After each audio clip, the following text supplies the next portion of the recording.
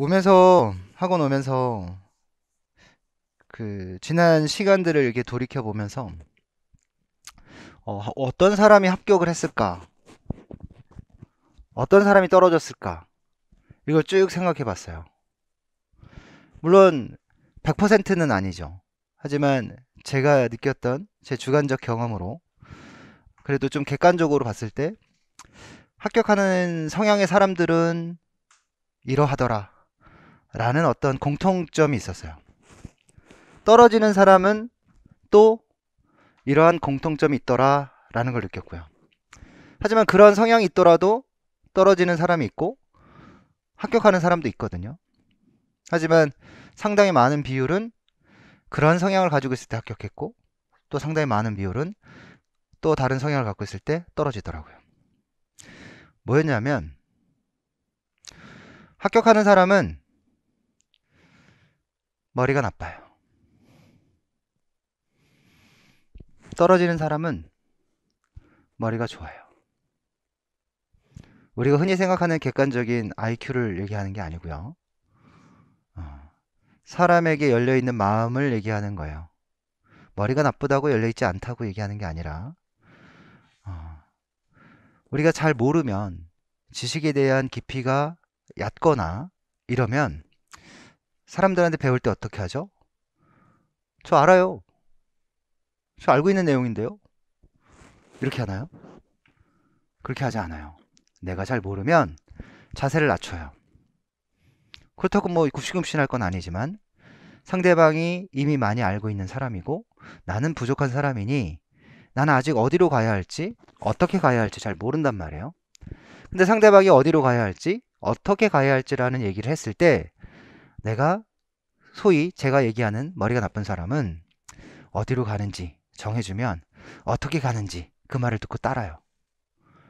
그리고 그거를 내 걸로 만들기 위해서 노력해요. 이렇게 하겠죠. 강의를 들어요. 모르죠. 어떻게 알아요? 모르기 때문에 뭘 해요? 알기 위한 노력을 해요. 그래서 강사는 이렇게 얘기합니다. 최소한 10번은 필독을 해라. 한 번을 읽고 절대 모른다. 영화 한 번 보고 영화의 내용을 다 알 수 있냐? 모르죠. 영화 속에 들어있는 디테일을 알 수가 없어요. 그래서 책을 한 번 읽고 강의를 녹음하고 녹음한 걸 다시 듣고 또 다시 책을 보고 또 녹음한 걸 다시 듣고 필기하고 필기해서 잘못된 걸 수정하고 이렇게 해요.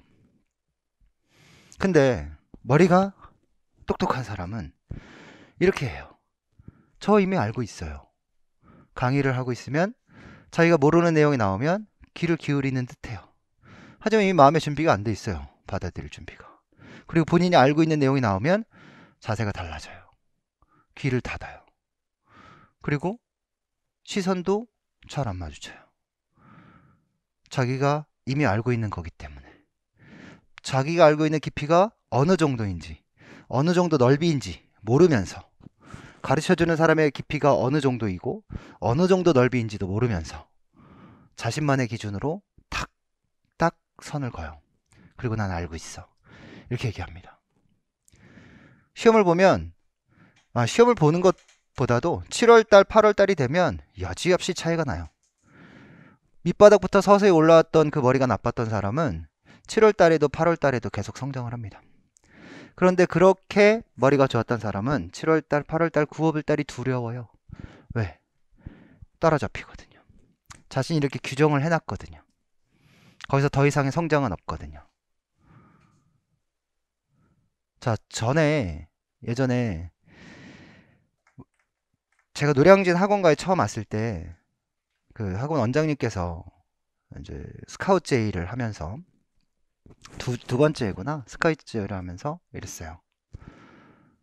피종희 교수님은 어떠한 마음가짐으로 노량진에서 강의를 하실 생각이십니까? 이렇게 얘기하더라고요. 그래서 어떠한 마음가짐이랄 게 뭐 있어요. 저는 최선을 다할 겁니다. 라고 얘기했어요.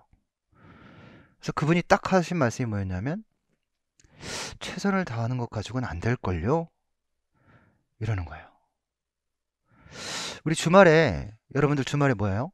내일 당장 주말인데 우리 공부하죠. 물론 다 공부만 하는 건 아니잖아요. 워라밸이 있잖아.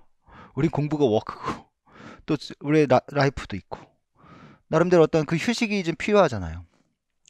근데 많은 사람들은 이래요. 주말에는 늦잠도 자고 또 뭐 나름대로 어떤 좀 삶에서 좀 그 진취적으로 살았으니까 주말엔 좀 느긋하게 늘어져 있는 게 좀 편하다고 생각하는 사람도 있어요. 그걸 휴식이라고 생각하는 사람도 있고 주말에 아침 일찍 새벽에 나가서 운동도 하고 가족들 데리고 산책도 좀 하고 오고 또 신나게 또 운동도 하고 그런 걸 또 휴식이라고 생각하는 사람도 있거든요. 저마다 휴식에 대한 생각도 다르고 저마다 일에 대한 열정도 다 달라요. 내가 생각하는 베스트가 다른 사람이 생각하는 베스트하고 절대 똑같지 않아요. 내가 최선을 다한다라고 얘기했을 때 그 최선은 다른 사람이 볼 때는 그냥 놀고 있는 것처럼 보일 수도 있어요. 그러니까 굉장히 주관적일 수 있죠. 노력을 한다라는 거. 우리가 진짜 열심히 노력을 하고 있다라는 거.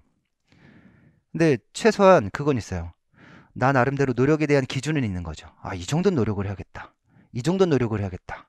라고 했을 때 그게 100이라고 한다면 한 80 이상은 해야 뭔가 좀 했다라고 얘기할 수 있을 것 같아요.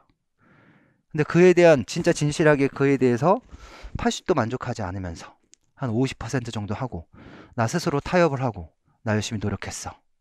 이렇게 얘기하는 사람도 많거든요. 합격한 사람 중에 그런 사람이 있었어요.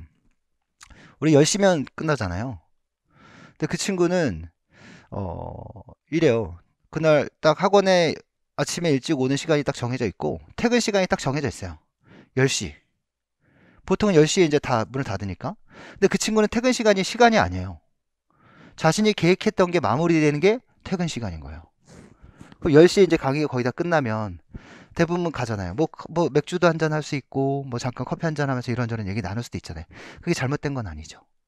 그럴 수도 있는데, 그 친구가 계획된 일이 안 끝났어. 10시에. 그럼 그 친구는 어딜 가냐면, 독서실을 가거나, 어, 자기만의 공부를 할 수 있는 공간으로 가요. 사람들하고는 빨빨 하죠. 예. 그리고 자기가 마무리돼야 끝나요.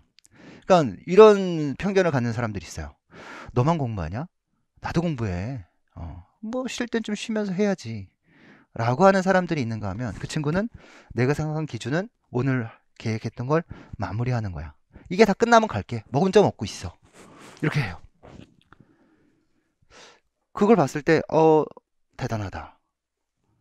이 사람은 자기만의 기준이 있고 자기만의 노력의 정도가 자기만의 베스트가 자기만의 삶의 기준이 명확히 정해져 있는 사람이다. 누군가에게 휩쓸려 끌려다니는 사람이 아니라 자기 자신이 삶을 통제하고 있는 사람이다라는 느낌을 가졌어요.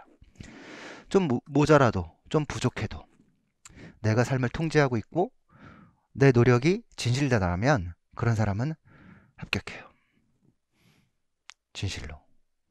아마 여러분들의 삶을 다 그렇게 살고 계시겠지만 우리가 만약에 때로는 힘이 들고 때로는 지치고 때로는 힘이 빠질 때 우리는 이래야 돼요. 지칠 때 어떻게 하죠? 서 있다가 힘들면 어떻게 해요? 앉죠.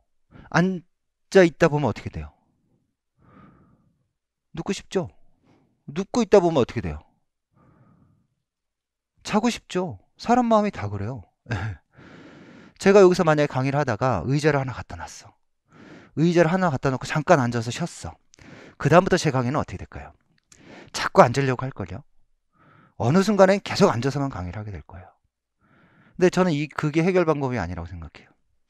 힘들면 앉는 자세를 취하는 거예요, 이렇게. 그럼 어떻게 했어요? 힘들겠죠? 서 있고 싶을 거예요. 이게 더 편하니까. 또 서 있다 보면 또 앉고 싶겠죠? 앉는 자세만 취하는 거예요. 또 힘들겠죠? 뭐가 생길까요? 근육이 생기겠죠? 힘이 생길 거예요. 내가 더 오래 서 있을 수 있는 힘. 내가 더 오래 갈 수 있는 힘. 오래 견딜 수 있는 힘. 그게 생기죠. 그렇지 않을까요? 열심히 하고 있거든요. 전 그걸 보고 있어요. 정말 열심히 하고 있는데 앉을 땐 아니에요. 우리가 앉는 척을 할 때지. 남들이 볼 때는 앉아 있는 것 같지만 웃기지 마. 나는 힘 키우고 있는 거거든. 그런 상태가 돼요. 그런 사람들이 정말 무섭죠. 가진 자는 절대로 자기가 가진 것을 남에게 드러내지 않아요. 겉으로 보여지는 게 절대 전부가 아니에요. 가지지 못한 사람은 자기를 꾸미기 위해서 포장을 하죠. 그런 사람은 자기가 가진 것보다 훨씬 적은 걸 가지고 있을 가능성이 높아요. 그렇지 않을까요? 한 47년 살아보니까 그게 보여요. 그게. 그래서 오프닝 멘트는 항상 강의 시작과 연관이 되어져 있습니다.